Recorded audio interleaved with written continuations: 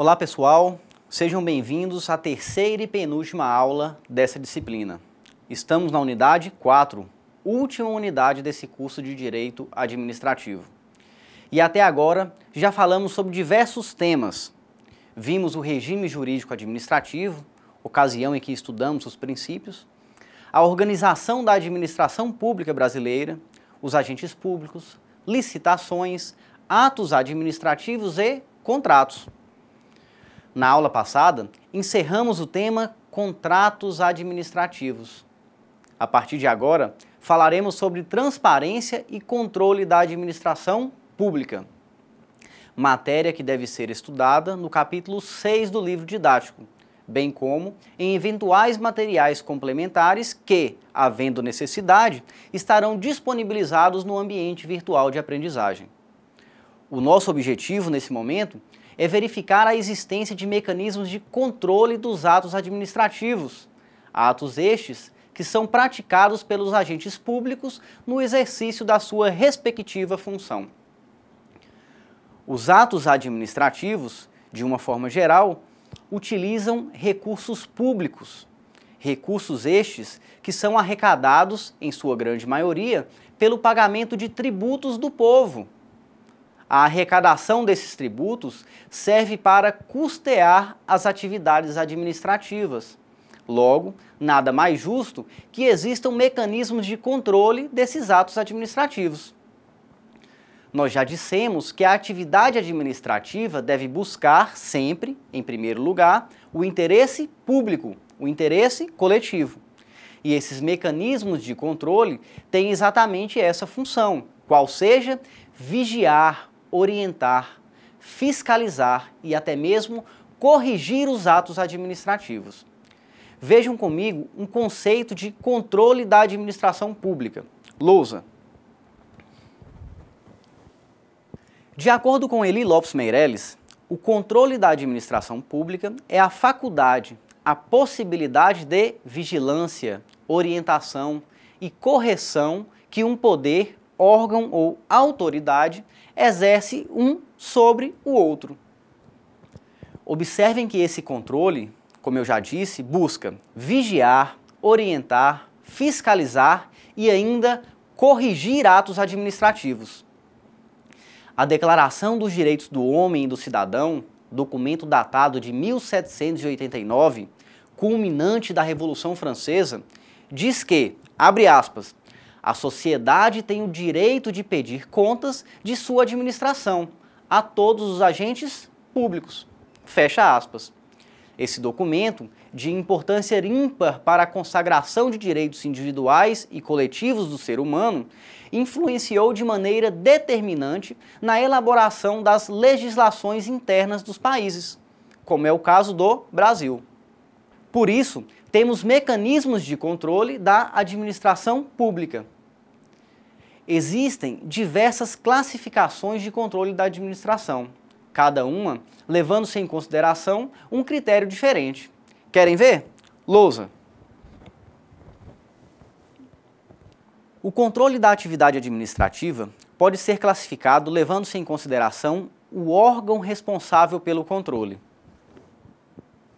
Nesse caso, o controle pode ser administrativo, aquele realizado pelo próprio Poder Executivo, pela administração pública. Pode ser legislativo, quando o controle é realizado pelo Poder Legislativo, obviamente. E, ainda quanto ao órgão, o controle pode ser judicial, situações em que o Poder Judiciário controla os atos administrativos. Outro critério leva em consideração o momento da realização do controle, que pode ser prévio, controle realizado antes da prática do ato, concomitante, aquele controle feito durante o ato, e posterior, controle realizado depois da prática do ato.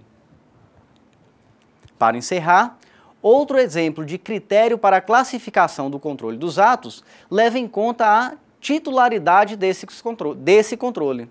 Nesse caso, o controle pode ser interno ou externo.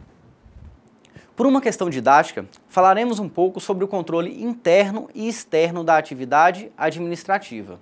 Classificação essa, como falamos, que leva em consideração a titularidade do controle.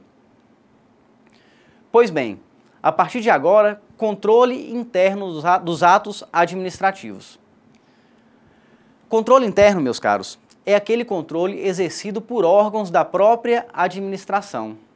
A administração, internamente, por meio dos seus órgãos, realiza o controle dos seus próprios atos. Lousa. Falamos que o controle interno é aquele realizado pela entidade ou órgãos da própria atividade controlada, ou seja, pela própria administração que exerceu a atividade. Os objetivos do controle interno estão previstos no artigo 74 da Constituição Federal de 1988. Ao fazerem a leitura do material didático, em casa, vocês vão perceber que esses objetivos estão relacionados às questões orçamentária, financeira, patrimonial e controle de operações de crédito. Leiam em casa. Ainda sobre o controle interno, e aqui talvez seja o ponto mais importante do tema, precisamos falar de autotutela. O controle interno da atividade administrativa decorre do chamado poder de autotutela da administração pública. Guardem essa expressão, ela será cobrada. O que esse poder de autotutela nos diz? É muito simples. O poder de autotutela permite que a administração pública possa rever seus próprios atos. E essa revisão pode acontecer de duas situações. Primeiro, anulação. A administração pública, no exercício do seu controle interno, pode anular os seus atos ilegais, aqueles atos que estão em desacordo com o ordenamento jurídico brasileiro. Lembrem-se, anulação é para casos de ilegalidade. Segundo caso em que a administração pode rever seus atos é a revogação. A administração pública pode rever seus atos por motivo de interesse público, por análise de conveniência e oportunidade. Nós já falamos sobre isso. A anulação está relacionada a casos de ilegalidade. Revogação, por sua vez, está relacionada a casos de interesse público, critérios de conveniência e oportunidade. Essa questão está prevista na súmula 473 do Supremo Tribunal Federal. Lousa. A súmula diz o seguinte: a administração pode anular seus próprios atos quando eivados de vícios que os tornem ilegais, porque deles não se originam direitos, ou revogá-los por motivo de conveniência ou oportunidade, respeitados os direitos adquiridos e ressalvada, em todos os casos, a apreciação judicial. Exemplos de mecanismos de controle interno: recursos administrativos, auditorias, supervisão ministerial da administração indireta, dentre outros. Acabamos de analisar o controle interno das atividades administrativas. Agora veremos o controle externo. O controle externo pode ser realizado de três formas distintas. Temos o controle parlamentar direto, o controle exercido pelo Tribunal de Contas e o controle jurisdicional, realizado pelo Poder Judiciário. E são essas três formas de controle externo que começaremos a analisar. Lousa. Primeira forma de controle externo: controle parlamentar direto. Esse controle é exercido pelo Congresso Nacional, que, relembrando, é composto pela Câmara de Deputados e Senado Federal.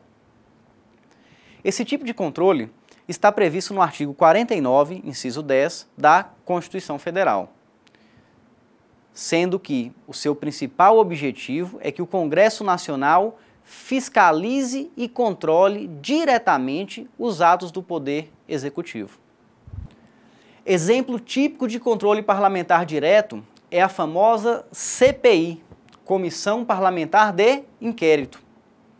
Outros exemplos desse controle são os pedidos de informação, fiscalização, convocações para comparecimento, dentre outros. Segunda forma de controle externo, controle realizado pelo TCU, Tribunal de Contas da União. Esse tipo de controle está previsto no artigo 71 da nossa Constituição Federal, local para onde eu remeto os senhores. Ou seja, preciso que façam a leitura desse artigo em casa. Lousa. O próprio texto da Constituição, ao dizer que o controle externo será feito pelo Legislativo, pelo Congresso Nacional, diz que esse controle será feito com o auxílio do TCU, que é o controle que estamos falando.